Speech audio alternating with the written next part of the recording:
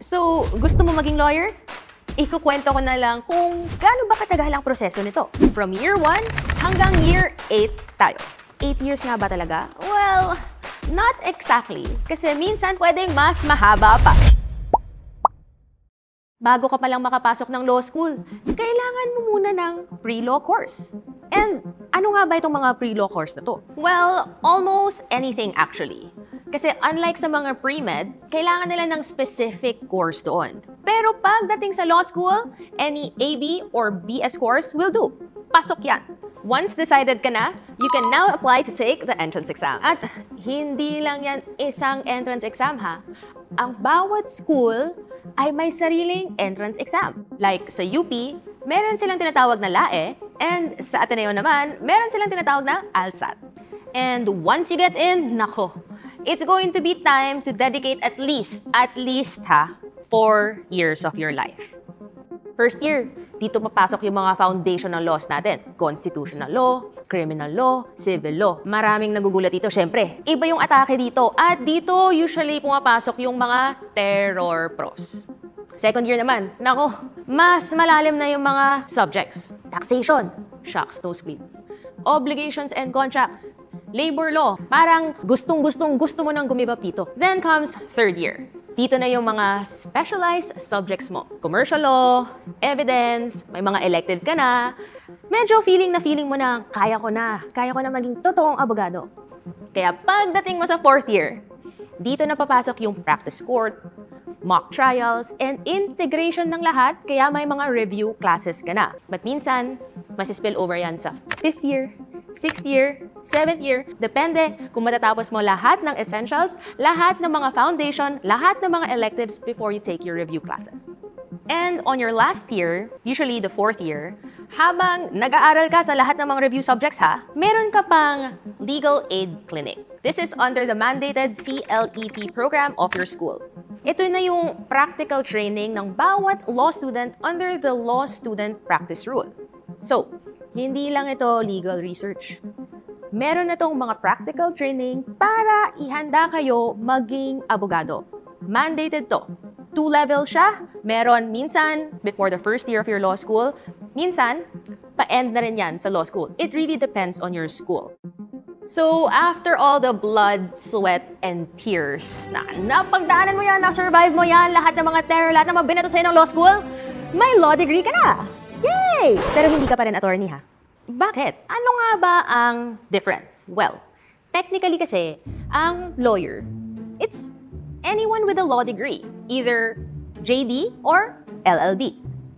But, to become an attorney, as in yung title na yon, you will have to go through the next part, yung bar exam. Kung feeling nyo, exam lang yan na, one take, no guys. May bar review ka pa. Minsan, it takes 6 months. Or kung gusto mong i-defer dahil feeling mo hindi ka pa handa, pwede yan umabot ng 1 year. And during this time, babalikan mo lahat ng laws. Civil code, criminal code, constitutional law, labor law, lahat ng mga notes mo since first year, lahat ng mga gusto mong tingnan, lahat ng kailangan mong review na batas, babalikan mo yan. Some people, well, they can choose to do solo. Bahala na. Re-review na lang nila lahat ng notes. Or, meron naman mga review centers na nag-o-offer ng mga lectures, mock exams, at may bar coaching pa. Oh, eto na.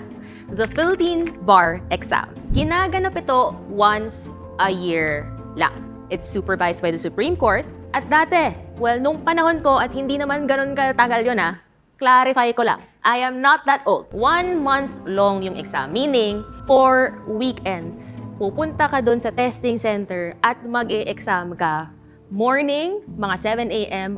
until 4 p.m.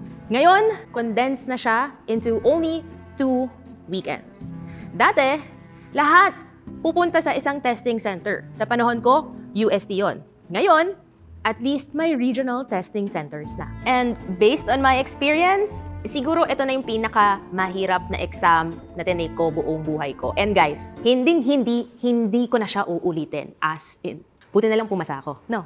Kasi dito nakasalalay kung matatawag ka na ba talagang attorney.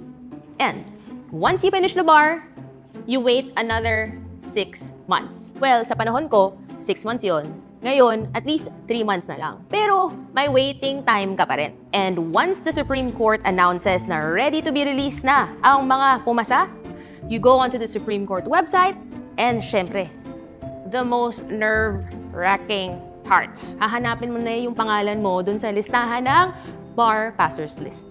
And if you find your name, yay! Pumasa ka at pwede ka na maging attorney. Oops! Teka lang. Bago ka mag-rejoice dyan, hindi ka pa talaga abogada or abogado. Kasi once pumasa ka, may oath-taking ka pa at may role signing ka pa sa Supreme Court. And after that, doon ka pa lang magiging official na abogado. Pero kung hindi ka naman pumasa on your first take, okay lang yan. Hindi naman yan end of the world. You can always go back to your review and take it for the second time. Meron pa nga mga third time eh. Yung catch lang, it's another whole year of the cycle all over again. Pero at the end of the day, higit pa sa titulo, ang pagiging abogado ay isang responsibilidad. Responsibilidad na makapaglingkod at ipagtanggol ang karapatan ng mga tao. So all in all, more than 9 years ang journey bago maging isang abogado. Mahaba, mahirap, at puno ng puyat at sakripisyo. Pero isipin mo na lang to, bawat recitation mo, bawat exam, bawat gabi ng pagod, lahat ay sulit. Kasi once you go through all of that, masasabi mo, attorney na ako. If this video hasn't scared you yet, go for it! Kasi ako, I believe in you. This is Attorney Migs Nograles, here to make things simple for you. I'm Pink Kanunay.